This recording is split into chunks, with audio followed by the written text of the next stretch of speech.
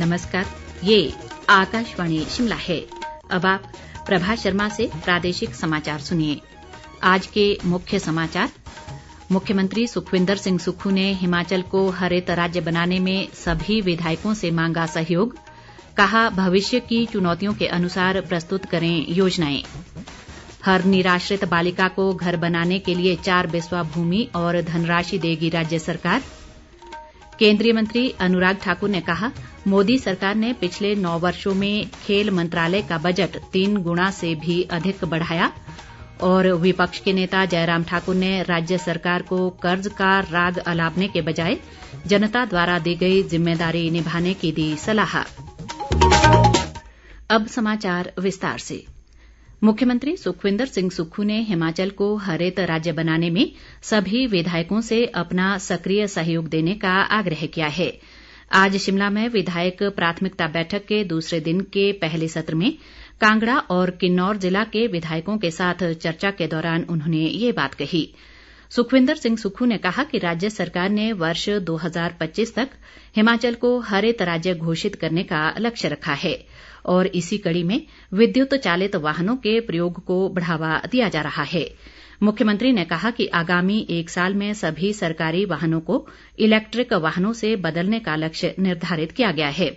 उन्होंने कहा कि केवल आवश्यकतानुसार ही डीजल चालित वाहनों की खरीद के लिए मुख्य सचिव स्तर पर सीमित अनुमति प्रदान की जाएगी। सुखविंदर सिंह सुक्खू ने कहा कि प्रदेश में करीब 700 सरकारी भवनों में चार्जिंग स्टेशनों के लिए स्थान का चयन किया जा चुका है। उन्होंने कहा कि परिवहन निगम के बेड़े में चरणबद्ध ढंग से विद्युत चालित वाहनों को जोड़ा जाएगा। विधायक प्राथमिकता की बैठक में हिमाचल में पर्यटन विकास को बढ़ावा देने पर विस्तृत चर्चा की गई। मुख्यमंत्री ने कहा कि कांगड़ा जिला को पर्यटन राजधानी के रूप में स्थापित किया जाएगा। उन्होंने कहा कि सभी विधायक भविष्य की चुनौतियों के अनुसार अपनी योजनाएं प्रस्तुत करें। मुख्यमंत्री ने जन शिकायतों को प्रभावी ढंग से सुलझाने व कुशल प्रशासन प्रदान करने के लिए वर्तमान सरकार तत्परता के साथ कार्य कर रही है। सुखविंदर सिंह सुक्खू ने कहा कि व्यवस्था परिवर्तन के लिए सभी पक्षों के सहयोग की जरूरत है और राज्य सरकार इस दिशा में कड़े निर्णय लेगी। मुख्यमंत्री ने कहा कि प्रदेश के बड़े अस्पतालों में रोबोटिक सर्जरी शुरू की जाएगी, जिससे लोगों को बेहतर स्वास्थ्य सुविधा प्रदान करने में मदद मिलेगी। उन्होंने खनन से पेयजल योजनाओं को होने वाले नुकसान के लिए ब्लू प्रिंट तैयार करने और नुकसान पहुंचाने वालों के खिलाफ FIR दर्ज करने का प्रावधान करने के अधिकारियों को निर्देश दिए। बैठक में अवैध खनन माफिया और युवाओं में बढ़ते नशे को रोकने पर भी चर्चा की गई।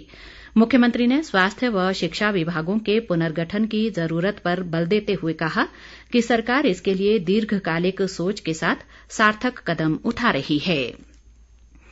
प्रदेश सरकार प्रत्येक निराश्रित बालिका को घर बनाने के लिए 4 बिस्वा भूमि और पर्याप्त धनराशि प्रदान करेगी। आज शिमला में मुख्यमंत्री सुखविंदर सिंह सुक्खू से एक 27 वर्षीय निराश्रित बालिका ने भेंट के दौरान मुख्यमंत्री को अवगत करवाया कि उसके पास रहने के लिए कोई आवास नहीं है। निराश्रित बालिका ने कहा कि अनाथ आश्रम में रहने के लिए 26 वर्ष की आयु निर्धारित की गई है और 27 वर्ष की आयु होने पर अब वो आश्रम में नहीं रह सकती। मुख्यमंत्री ने मानवीय संवेदना के आधार पर अनाथ आश्रम में रहने की आयु सीमा 26 से बढ़ाकर 27 वर्ष करने का निर्णय लिया। उन्होंने कहा कि अब ये बालिका 1 वर्ष तक आश्रम में रह पाएगी और इसे घर बनाने के लिए भूमि व धनराशि भी प्रदान की जाएगी। सीमेंट कंपनी और ट्रक ऑपरेटरों के बीच माल ढुलाई भाड़े को लेकर विवाद को दूर करने के लिए मुख्यमंत्री ठाकुर सुखविंदर सिंह सुक्खू की अध्यक्षता में दाड़लाघाट ट्रक ऑपरेटर यूनियन और ACC Barmana truck operator union के प्रतिनिधियों के साथ आज शाम एक बैठक हुई। बैठक में सीमेंट कंपनी और ट्रक ऑपरेटर के बीच माल भाड़े को लेकर चल रहे विवाद को लेकर विस्तृत चर्चा हुई। ट्रक ऑपरेटर यूनियनों ने सीमेंट कंपनी के साथ विवाद को समाप्त करने के लिए प्रदेश सरकार की ओर से किए जा रहे प्रयासों की सराहना की और मुख्यमंत्री का आभार व्यक्त किया। उन्होंने सभी हितधारकों के साथ चर्चा कर अपना प्रस्ताव प्रदेश सरकार के समक्ष रखने के लिए 2 दिन का समय मांगा है। मुख्यमंत्री ने कहा कि कल सायं 4 बजे दोबारा इस मामले पर चर्चा की जाएगी। मुख्यमंत्री ने बिलासपुर जिले के सभी विधायकों से भी इस बैठक में भाग लेने का आग्रह किया है। बैठक में उद्योग मंत्री हर्षवर्धन चौहान, मुख्य संसदीय सचिव संजय अवस्थी, विधायक राजेश धर्माणी, इंद्रदत्त लखनपाल सहित अन्य वरिष्ठ अधिकारी और ट्रक ऑपरेटर यूनियन के प्रतिनिधि शामिल हुए। केंद्रीय सूचना व प्रसारण और खेल व युवा कार्यक्रम मंत्री अनुराग ठाकुर ने कहा है कि वित्त वर्ष 2023-24 के केंद्रीय बजट में मोदी सरकार ने खेल व युवा मंत्रालय का विशेष ध्यान रखा है। उन्होंने इसके लिए प्रधानमंत्री नरेंद्र मोदी और वित्त मंत्री निर्मला सीतारामन का आभार जताया है। अनुराग ठाकुर ने कहा कि इस बार के केंद्रीय बजट में युवा व खेल मंत्रालय का बजट 3062 करोड़ 50 लाख रुपए से बढ़ाकर 3397 करोड़ 32 लाख रुपए का कर दिया गया है। उन्होंने कहा कि ये पिछले वर्ष की तुलना में लगभग 335 करोड़ ज्यादा है और वर्ष 2013-14 में युवा व खेल मंत्रालय का बजट मात्र 1093 करोड़ रुपए था। केंद्रीय मंत्री ने कहा कि मोदी सरकार ने खेल मंत्रालय में पिछले 9 वर्षों में 3 गुना से भी अधिक बजट बढ़ाया है। अनुराग ठाकुर ने कहा कि खेलो इंडिया योजना का बजट 974 करोड़ रुपए से बढ़ाकर 1000 करोड़ रुपए कर दिया गया है।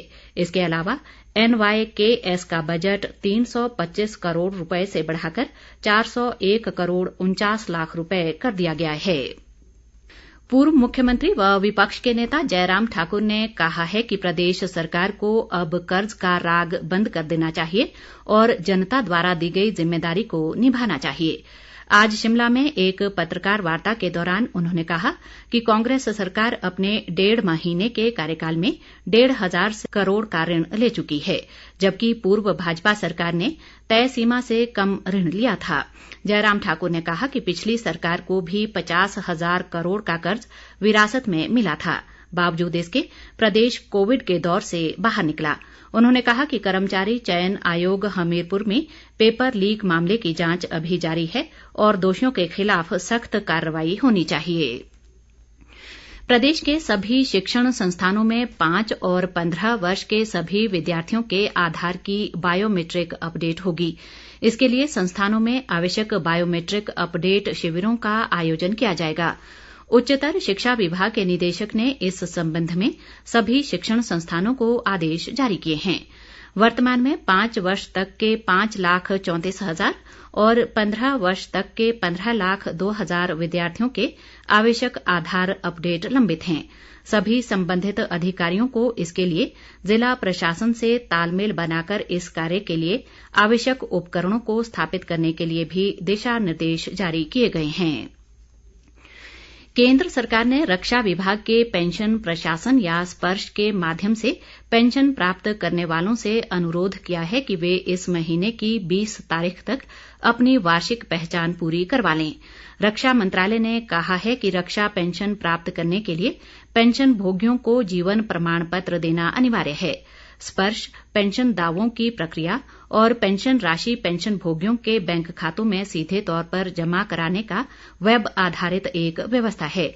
इस वेब के माध्यम से रक्षा मंत्रालय सशस्त्र बलों को पेंशन, जरूरी राशि की मंजूरी और उसके भुगतान की व्यवस्था करता है।